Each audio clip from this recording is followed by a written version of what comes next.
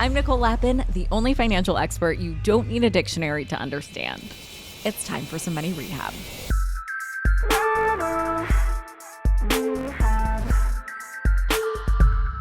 All right, last year, you might remember I had a medical scare. I was all of a sudden reading a script and felt like I was seeing double. And then I laid down for a second and I was like, I'm fine. And then all of a sudden I started getting numb and it was my arms. And then I thought maybe that's just a fluke. It kind of spread and my speech started slurring. And that's when I got really scared. I knew something was wrong. And because of how I was feeling, I couldn't see, I couldn't speak at that point. I couldn't drive myself to the hospital. I mean, maybe I could have called an Uber or a Lyft, but I didn't want to pass out in a car with a stranger. So I called 911 and I rode in an ambulance. I spent the day in the ER, and over the next several weeks, I had to take tons of tests and was under doctor's orders to take at least a week off of work. I was scared. Honestly, I had no idea what was going on with my body or my brain. I WebMD'd the heck out of all of this, and it just scared me more, as it always does. Also, I think we can all agree that there's nothing more stressful than someone telling you, especially a doctor, not to be stressed. It's like when someone tells you not to think about something. Obviously, you start thinking about that thing, right? So there I was trying not to be stressed about my health or work, and then money, because the bills started rolling in because of all of these special tests and doctors. One of the biggest bills I got was for the ambulance, which was around $2,000. That felt like an outrageous amount of money for emergency care. So despite doctor's orders, I did what I do whenever I feel like I'm being overcharged. I went to dispute the bill. I called up the ambulance company and, of course, I recorded it. Here's how it went.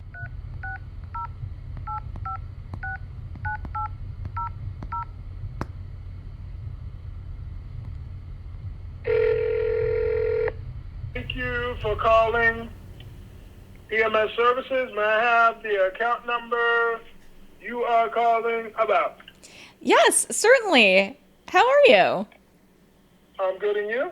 Okay, good. Great. Doing well. The account number is... Okay. Thank you for the account number. Thank you for calling LAFD. Who do I have the pleasure of speaking to today? You have such a great voice. This is Nicole. Who do I have the pleasure of speaking to? My name is Mark. Give me your AK. Hi, Mark. Nice to meet you. Nice to meet you, too. May I call you by your first name? You certainly can. Okay. Thank you, Nicole. Nicole, may I have a good phone number in case we get disconnected? Absolutely. 310. Okay. Is that a landline or cell phone? It's a cell phone. Okay. And patient's date of birth? 3784. And mailing address? It is... Okay. All right. And thank you for that. Thank you for verifying that. And how can I help you today?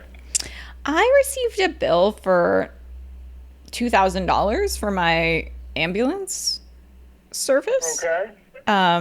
Provided on 8/15/23.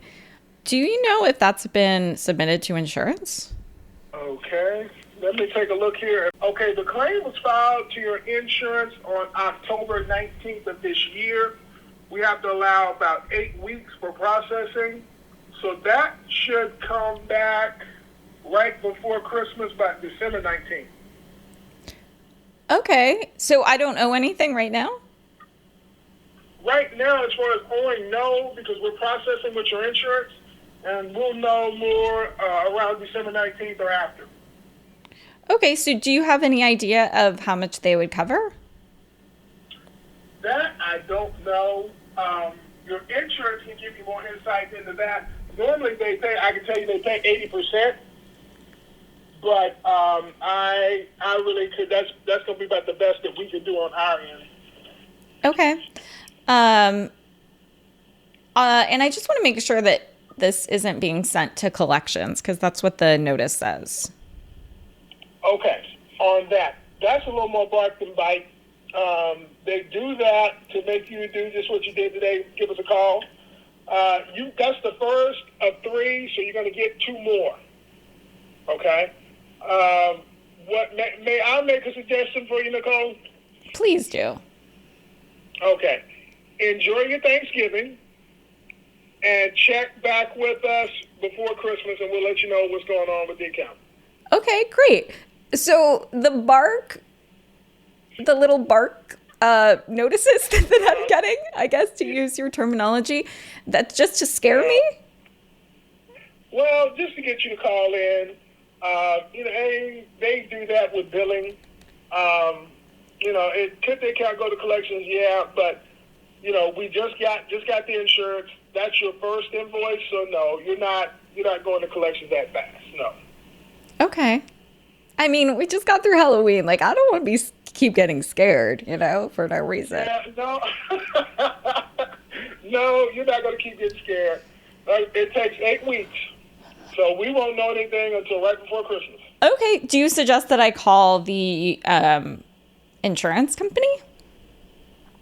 You can call them. They can let you know where they are in processing. Okay. Okay? All right. And then is there a different fee for ambulances that don't turn on their lights and siren? No. Because they didn't do that. Really? I was really upset. I was like, I think I'm dying, guys. But they were like, you have a pulse. It's fine. Okay. So, like, why did I even take an ambulance? Like, can I dispute that? Because they didn't get me there any faster. If you felt like you needed to dispute, yes. All right, let's do it. Okay. You'd have to put that in writing and fax that in. A fax? Mark.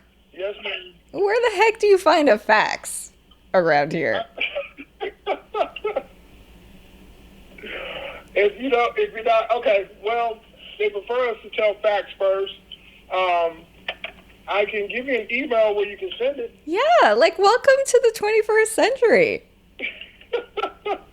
Okay. Yes, ma'am. Let me know when you're ready. Oh, I'm ready. So this is fascinating protocol. So they send notices to scare people into calling and then giving fax numbers to dissuade people from sending stuff in, because where the heck do you find a fax until you have to ask for like a real mode of communication that we use in this day and age? Is that right? Yeah, unfortunately. Well, thank you for your help. Okay, what's the email address? EMS Escalation Services at digitechcomputer.com. Is that a real website? digitechcomputer.com? I'll spell it for you. Okay, great. Okay. All right, great. And then what do I put in this email? Basically what you told me. Okay, so I don't have to like have a particular form? No, they don't really have a form. Okay, so I just write like my account number, the date of service, and say like to whom it may concern. Your account number in the subject. Okay. And just the same way you explained it to me, explain it in the body. Okay. Okay, so okay, great. So just say I don't think I should be charged for this because nobody put the sirens on. Like, right. Thank you. Goodbye. Okay. Anything else I can do for you today? No. So if I send this email, does it disrupt the chain of submission to the insurance? No, we're still going to submit it to the insurance. Well, it's already been submitted to the insurance on the 19th. Okay. All right. Sounds good. Is there anything I should know? Any other pro tips? No, ma'am. All right. Well, you've been so helpful. Thanks, Mark. You're welcome. You have a wonderful rest of the day. You too. Bye. So can I just say, this was so confusing to me, which is another reason calling is always a good idea. I didn't realize this was going to be submitted to my insurance. It was a bill that was sent to me. The instinct is to just pay it, right? So if I had just paid it, I would have missed out on insurance coverage. But anyway, right after I got off the phone, I sent an email to my new friend, Mark, and I wrote, "To whom it may concern, I just spoke with your representative, Mark, and informed him that I would like to dispute this bill from 10/17/23 as the ambulance did not put its lights or sirens on. I did not get there any earlier, and it was more stressful, not less. Thank you, Nicole." Yep, I was ready for a fight. And then days later, I heard back, "Hello, I am confirming we received your dispute. I have sent this to be reviewed. Thank you." And then the manager's name. Months later, nothing happened. So I followed up and obviously still had my game face on and said, "Hello, I did not hear back on this. I assume that is because you waived this erroneous charge." And then they turned a friendly corner and said, Hello, I will be happy to assist you with your inquiry. I am seeing that there is a balance on the account. The balance is $344.47. It looks like your insurance paid $1,617.53 of the total charged. The remaining balance is the patient responsibility. Okay, so this is a huge improvement. Of course, my goal is to pay $0 here, and I always try to shoot my shot. The worst they could say is no. So I said, thank you. I am disputing my part of the charge. As stated below, the siren was not on. I don't believe I should be responsible for anything. After that, I didn't hear back until I did. The ambulance company sent that debt to collections. Then I started getting phone calls from debt collectors. And while I believe in negotiating every unfair bill, I certainly don't recommend waiting until that debt goes to collections. If you wait that long to pay a debt, your credit score can be affected, and we definitely don't want that. But if you do talk to a debt collector, you should know that you can negotiate that debt, which is what I did. My debt was for $344.47. But again, my goal was to try and pay nothing, which at that point wasn't going to happen without dinging my credit score. But I could try and pay less than what I owed because, again, on principle, I didn't and don't think I should have paid anything. The siren was indeed off. I essentially could have taken an Uber or a Lyft, and it wouldn't have been $2,000. It probably would have been $75. So that's what I tried to pay. The debt collector, of course, tried to get more, and we met closer to what I was getting at and settled for around $100. Remember, it is the debt collector's job to get anything back, even pennies on the dollar. Oftentimes, they do have approval to settle for a lower number. I mean, think about it. If I think someone is going to give me nothing back, I would certainly rather take something versus nothing. And that something is exactly what you should aim to pay. For today's tip, you can take straight to the bank. In a medical emergency, you're not going to call the insurance company, or you shouldn't, to understand what's covered. Let's just be realistic about that. So I recommend finding some time when you're not in the middle of an emergency to call your insurance company and find out what is covered. Is an ambulance covered? Is an overnight hospital stay covered? Are these things covered out of state? What about internationally? Knowing this information before you need to use it will help you make sure you don't have to have a fight with the ambulance company in the first place.